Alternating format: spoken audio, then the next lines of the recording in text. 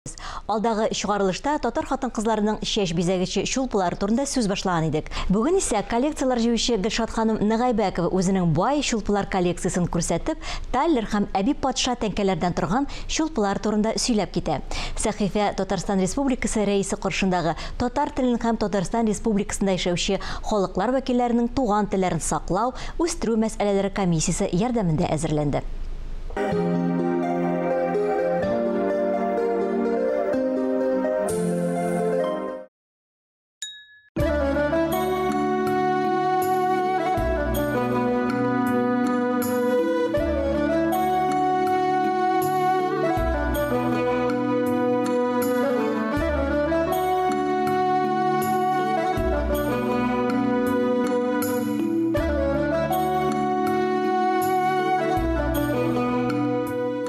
Татарлар юкка гына җырламаганнар.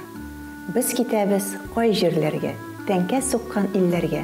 Әллә кайтмыйм, әллә кайтам, туган үскән илләргә.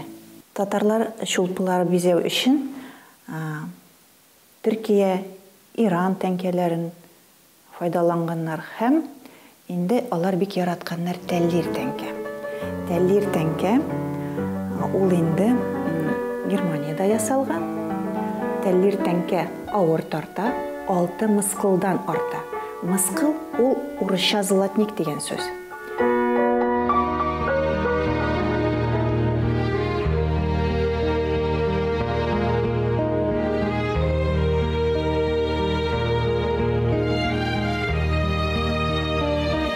Менә бу тәңкәләр. Алар Әби патша вакытында чыгарылганнар. Татарларның Әби патшага айрым мөнәсәбәтләре булган. Ул инде көчләп чукындыруны туктаткан. Таштан мәчетләр төзергә рөхсәт иткән. Шуңа күрә аның битен, чырайын алга чыгарганнар. Башка тәңкәләрнең бөтенесен алга 2 башлы кара бөркетне беркеткәннәр. 2 башлы кара бөркет ул инде борынгы Алтын урда символы да булган. Кайбер тәңкәләрне алтын төскә буяганнар. Алар манмалы тәңкә дип аталганнар. Татарларның бар бер җырлары. Балдызым, ялгызым дип җырлыйлар. Алай дөрес булмаган. Иң баштан аны җырлаганнар.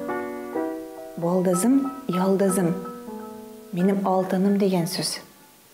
Аннары инде ялдызчы һөнәре юкка чыккан, ялдызым онытканнар һәм инде шулай ялгызым булып калган. Менә шундый әйберләр. Кайбер шулпыларда исемнәре язылган. Кемгә бүләк ителгән бу шулпы. Бу инде минем хәләл җәфәтемә Җәмиләгә бүләк ителгән шулпы дип язылган. Татар хатынларының шулпылары булырга тиеш. Ни демәктән, һәрбер өйдә элек борынгы заманда ирләр ягы булган һәм хатын-кызлар ягы. Хатын-кызлар кергән вакытта ишетелеп тора шулпылар. Мен шундый матур итеп. Һәм инде әлбәттә менә фәрештәләр аларны саклап тора бу шулпылар белән.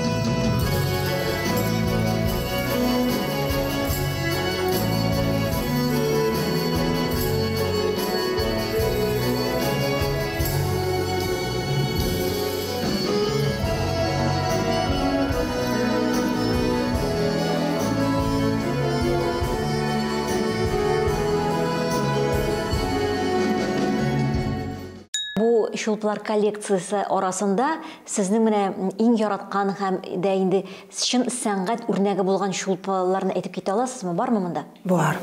Бу минем иң яраткан шулпы. Бу киянтәле шулпы. Борынгы 19 гасыр ахырында ясалган шулпы. Бу шулпы бик бай хатыннарныкы булган. Монда инде төрле төстәге асыл ташларды, аметистларда, кызыл якут, зәңгәр якутта кулланганнар, фирәзә дә күп. Монда алтынга манган бер сумлык тәңкәләрдә. Мондай шулпыларны Казан губерниясында ясаганнар. Бу инде бик оста кешеләр генә ясый алган. Алар бик сирәк очрый. Кайбер менә мондай шулпылар, менә монда бантик та бар. Йөрәк тә төшкән такталар бар. Менә бу искиткеч матур шулпыларны чынлап та сәнгать үрнәге дип була. Ничек килеп эләкте? Сез каян эзләп таптыгызмы? Серме ул? Юк, сер түгел. Менә бу шулпы ул миңа Үзбекстандан килде. Минем иптәшем Дамир Васильев, без аның белән бергә истәлек проектын алып барабыз. Ул барганы Бухарага. Бухарада базарда менә шул шулпыны күрде. Советлар заманында 30-20 елларда бик күп татарлар репрессиялардан качып шул якларга киткәннәр. Шуңа күрә шул базарларда, кибетләрдә, антикварный кичкенә кибетләрдә безнең татар бизәгечләрен табып була.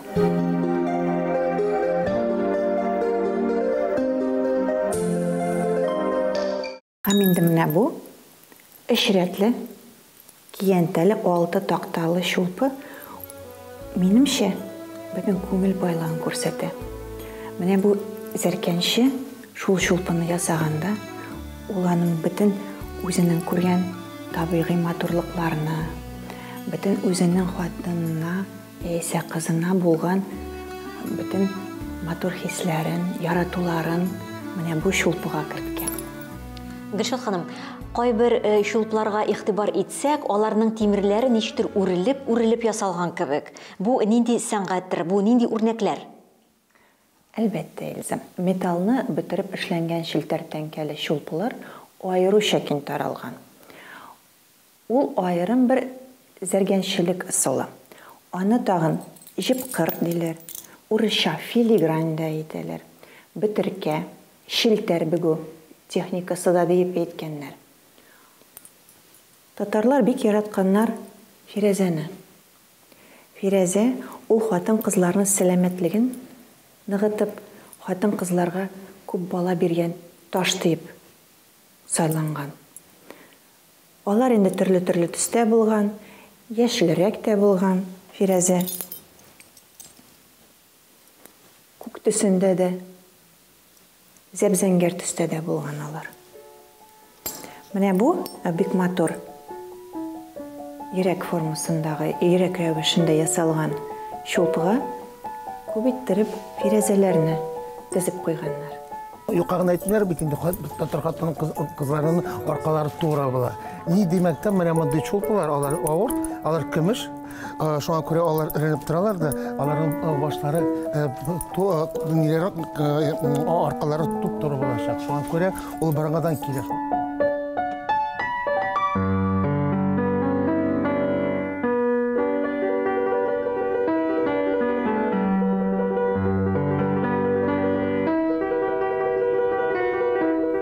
Кызганычка каршы, шулпыларны фото сүрәтләрендә дә, рәсемнәрдә дә бик күреп булмый.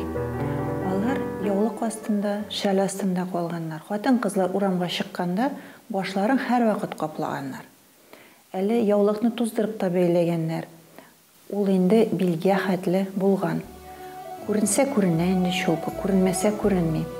Аның чыннары гына ишетелә торган булган. Инде өйдә дә хатын-кыз булганда берәр ир кеше керсә, ул инде барыбер хатын-кызның чыннарын тыңлап, борылып, икенче бүлмәгә киткән. Кем белә, бәлки без дә әбиләребез кебек тора-бара шулпылар тагып йөри башларбыз. Һәм безнең килүебез дә әллә каян ишетелеп торыр. Чәчкенә үстерәсе калды.